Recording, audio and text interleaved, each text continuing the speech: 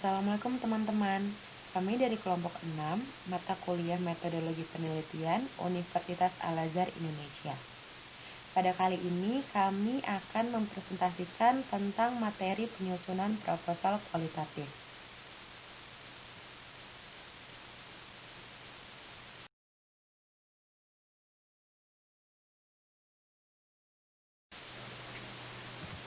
Proposal penelitian kualitatif. Pada metode kualitatif yang berpandangan bahwa realitas dipandang suatu holistik, kompleks, dinamis, penuh makna, dan pola pikir induktif, sehingga permasalahan belum jelas. Maka proposal penelitian kualitatif yang dibuat masih bersifat sementara dan akan berkembang setelah peneliti memasuki objek penelitian atau situasi sosial. Hal ini berarti populasi penelitian kualitatif berisi garis besar rencana yang mungkin akan dilakukan. Komponen dan sistematika proposal. Apa aja sih komponen dalam penelitian? Secara garis besar, komponen dalam penelitian terdiri atas pendahuluan, landasan teori, metode penelitian, jadwal penelitian, organisasi penelitian, dan biaya penelitian. Komponen dalam proposal yang sebelumnya sudah disebutkan dapat disusun ke dalam bentuk sistematika proposal sebagai berikut. Selanjutnya, mari kita bahas satu persatu mengenai susunan bentuk sistematika proposal penelitian kualitatif. Yang pertama adalah bab pendahuluan. Pada bab pendahuluan, terdapat latar belakang, fokus penelitian, rumusan masalah, tujuan penelitian, dan manfaat penelitian. Mari kita bahas satu persatu. Latar belakang. Dalam latar belakang masalah, perlu dikemukakan gambaran keadaan yang sedang terjadi. Selanjutnya, dikaitkan dengan kebijakan, perencanaan tujuan, teori, dan pengalaman, sehingga terlihat adanya kesenjangan yang merupakan masalah. Masalah ini perlu dikemukakan dalam bentuk data dan bisa diperoleh dari studi pendahuluan, dokumentasi penelitian, atau pertanyaan orang-orang yang dianggap kredibel dalam media, baik dalam media cetak maupun media elektronik. Yang kedua, fokus penelitian. Fokus penelitian merupakan batasan masalah. Pada penelitian kualitatif, fokus penelitian berdasarkan hasil studi pendahuluan, pengalaman, referensi, dan saran oleh pembimbing atau orang yang dipandang ahli. Fokus penelitian ini juga masih bersifat sementara dan akan berkembang setelah penelitian di lapangan. Yang ketiga, rumusan masalah. Rumusan masalah merupakan pertanyaan penelitian yang jawabannya dicarikan melalui penelitian. Rumusan masalah dalam penelitian kualitatif tidak berkenaan dengan variabel penelitian yang bersifat spesifik, tetapi lebih makro dan berkaitan dengan kemungkinan apa yang terjadi pada objek atau situasi sosial penelitian tersebut. Selanjutnya, tujuan penelitian. Secara umum, tujuan penelitian adalah untuk menemukan, mengembangkan, dan membuktikan pengetahuan. Tujuan penelitian dalam penelitian kualitatif juga masih bersifat sementara dan akan berkembang setelah peneliti berada di lapangan. Dalam proposal, tujuan penelitian terkait dengan rumusan masalah, yaitu untuk mengetahui segala sesuatu setelah rumusan masalah itu terjawab melalui pengumpulan data. Dan yang terakhir, manfaat penelitian. Setiap penelitian diharapkan memiliki manfaat. Manfaat tersebut bisa bersifat teoritis dan praktis.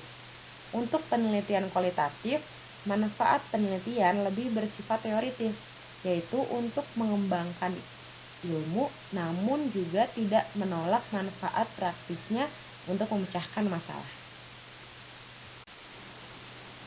Selanjutnya kita akan membahas bab 2, yaitu mengenai studi kepustakaan.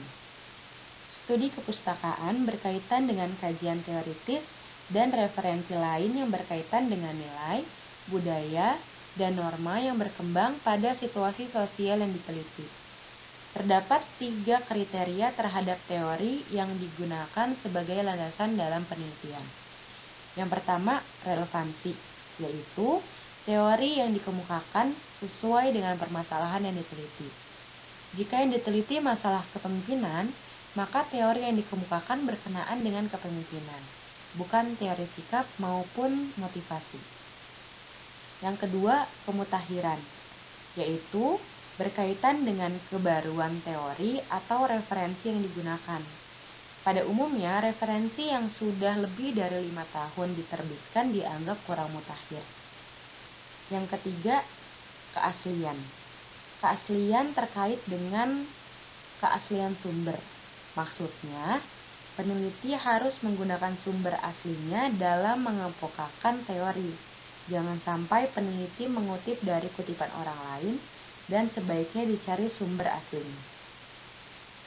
Dalam proposal, akan sangat tergantung pada fokus penelitian yang ditetapkan oleh peneliti. Makin banyak fokus penelitian yang ditetapkan, maka akan semakin banyak teori yang perlu dikemukakan. Validasi awal bagi penelitian kualitatif adalah seberapa jauh kemampuan peneliti mendeskripsikan teori-teori yang terkait dengan bidang dan konteks sosial yang diteliti. Dalam penelitian kualitatif, teori yang dikemukakan bersifat sementara dan akan berkembang atau berubah setelah peneliti berada di lapangan. Yang selanjutnya dalam landasan teori, tidak perlu dibuat kerangka berpikir sebagai dasar untuk perumusan hipotesisnya, karena dalam penelitian kualitatif tidak akan menguji hipotesis, tetapi justru menemukan hipotesis. Sekarang kita akan membahas bab 3, yaitu mengenai metode penelitian. Komponen dalam metode penelitian kualitatif yang pertama adalah metode dan alasan menggunakan metode kualitatif. Dalam hal ini perlu dikemukakan mengapa metode penelitian yang digunakan adalah metode kualitatif. Pada umumnya, alasan menggunakan metode kualitatif karena permasalahan belum jelas, holistik, kompleks, dinamis, dan penuh makna, sehingga tidak mungkin data pada situasi sosial tersebut dijaring dengan menggunakan metode penelitian kuantitatif dengan instrumen seperti tes, kuesioner, ataupun pedoman wawancara. Yang kedua, tempat penelitian. Dalam hal ini perlu dikemukakan tempat di mana situasi sosial tersebut akan diteliti, misalnya di sekolah, di perusahaan, lembaga pemerintahan, di jalan, atau di rumah sakit, atau yang lain-lain. Yang ketiga, instrumen penelitian. Dalam penelitian kualitatif, yang menjadi instrumen utama adalah peneliti itu sendiri atau anggota tim peneliti. Yang keempat, sampel sumber data. Dalam penelitian kualitatif, sampel sumber data dipilih secara proporsif dan bersifat snowball sampling. Penentuan sampel sumber data pada proposal masih bersifat sementara dan akan berkembang kemudian setelah diteliti di lapangan. Siapa yang dijadikan sampel sumber data dan berapa jumlahnya dapat diketahui setelah penelitian selesai.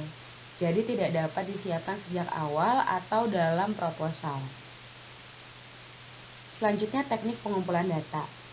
Dalam penelitian kualitatif, teknik pengumpulan data utama adalah observasi, partisipan, wawancara mendalam studi dokumentasi, dan gabungan ketiga atau disebut triangulasi. Selanjutnya teknik analisis data.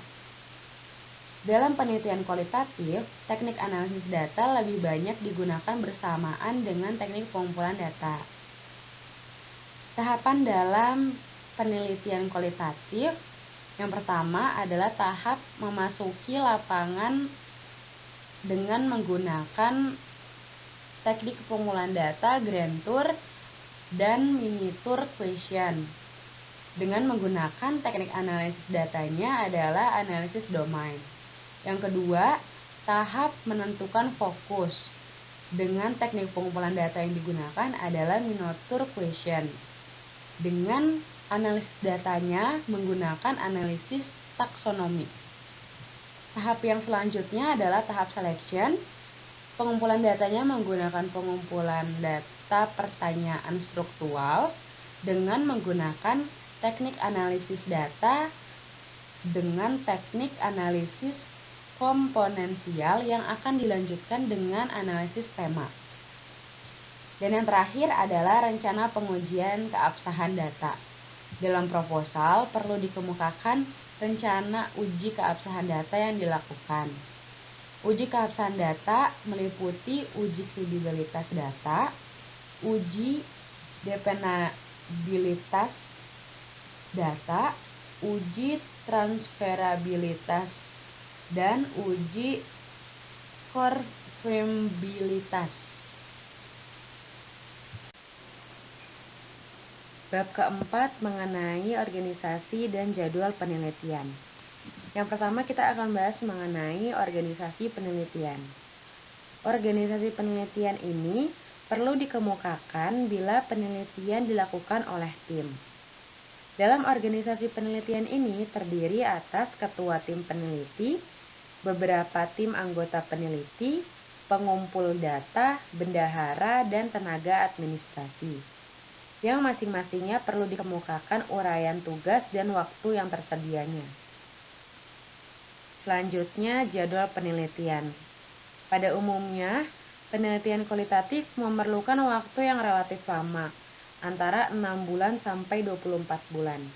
Untuk itu, perlu direncanakan jadwal pelaksanaan penelitiannya. Jadwal penelitian berisi aktivitas yang dilakukan dan kapan akan dilakukan. Yang terakhir, bab kelima, yaitu mengenai pembiayaan.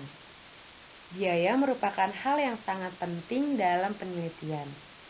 Jumlah biaya yang diperlukan tergantung pada tingkat profesionalisme tenaga peneliti dan pendukungnya, tingkat resiko kegiatan yang dilakukan, jarak tempat penelitian dengan tempat tinggal peneliti, serta lamanya penelitian dilakukan.